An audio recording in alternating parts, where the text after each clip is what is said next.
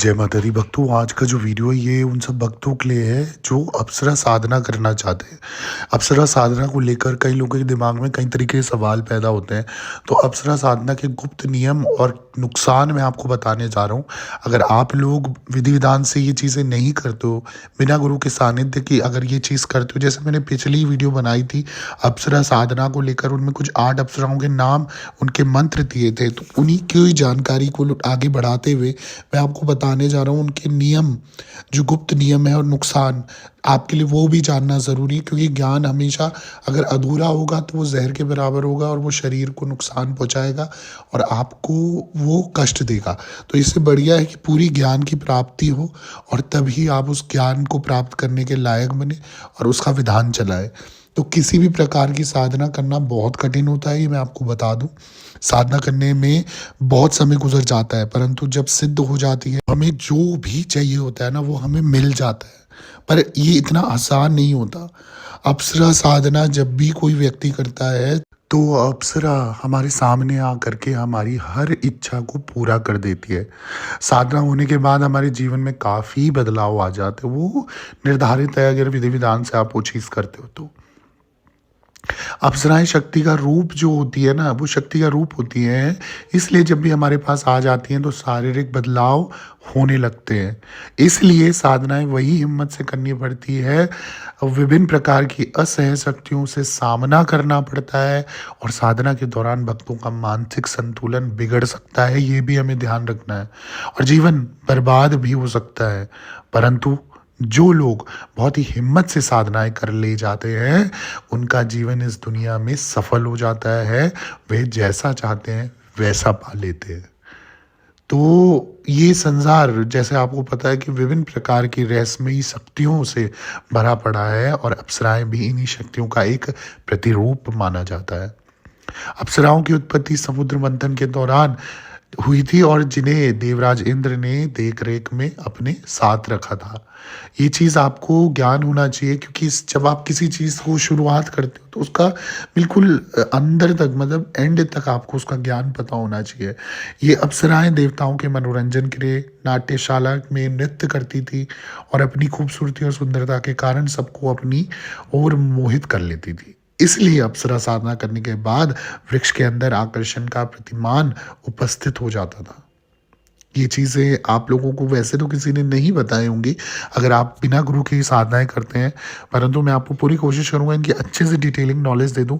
जैसे कि अप्सरा जो होती थी, अप्सराएं जो होती थी ना, जब साधक के सामने प्रस्तुत होती थी तो उनके अंदर अत्यंत मादकता और जैसे क्या बोलेंगे, मादकता भरी जवानी होती है, चंचल चाल होती है और आकर्षक आंखों से अपनी ओर खींच लेती थी ये।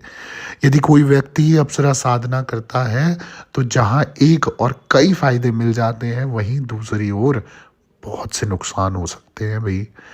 अप्सरा साधना के दौरान जो बातें हैं जो आपको ध्यान रखनी चाहिए वो भी मैं आपको बता दूं। यदि आप किसी भी प्रकार की अप्सरा साधना कर रहे हैं तो साधना करने से पूर्व कुछ महत्वपूर्ण बातें, जिससे किसी भी प्रकार का दुष्परिणाम से बचा जा सकता है और हमें जीवन में सफलता मिल सकती है। अप्सराएं बहुत ही उच्च गुण वाली और क्या बोलेंगे, गुड़ और शक्कर से भरपूर होती है। इसे मैं कहने के लिए नहीं बोल रहा, यह हकीकत में ऐसा होता है और वह हमारे मन को तुरंत जान लेती हैं। यदि आप किसी प्रकार का छल करते हैं तो आपको नुकसान कर सकती है। ऐसे में अप्सरा साधना करने से पूर्व कुछ बातों का ध्यान रखना चाहिए। जैसे सबसे पहली बात बोलना चाहूँगा, जो हर चीज़ में ज़रूरी है वो है बिना गुरु के साधना नहीं करें। दुनिया में गुरु का स्थान बहुत ऊंचा है।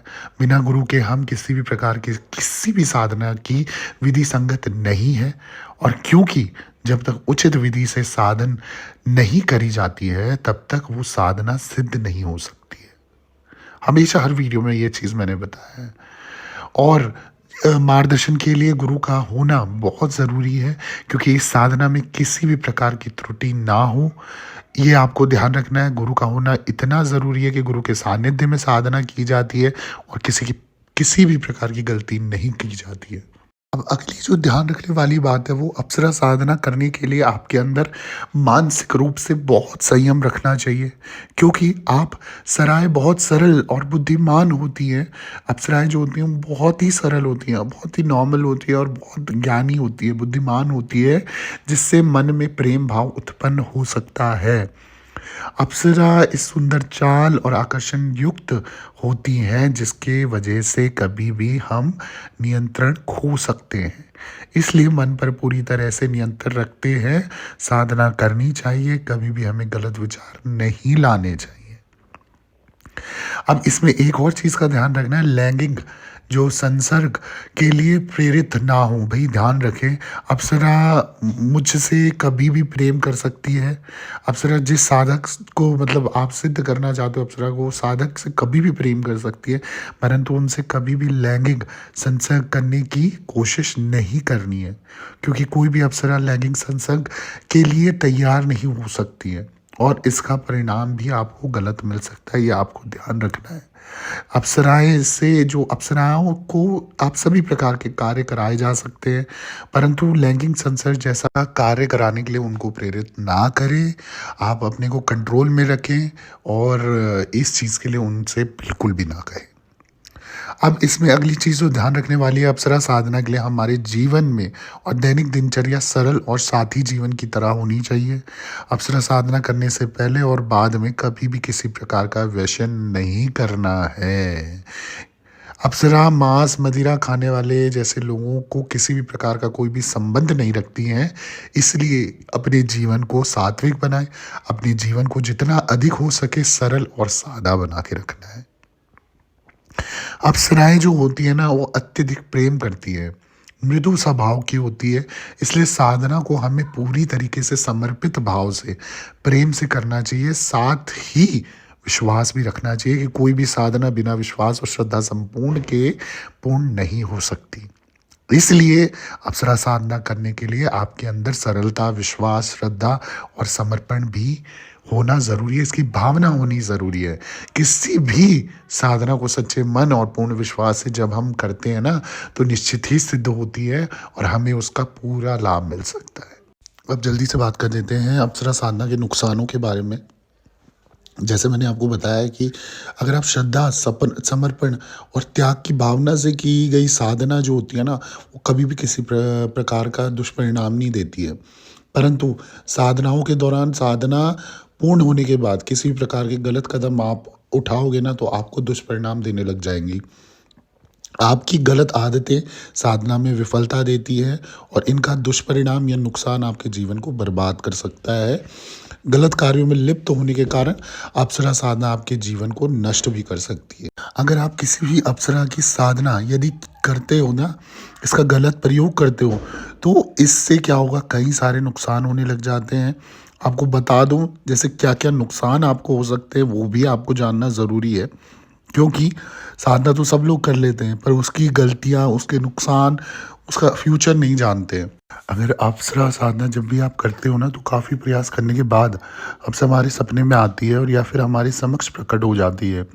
इस दौरान आप जो माँगते हो, आपकी इच्छा पूरी कर देती है वो।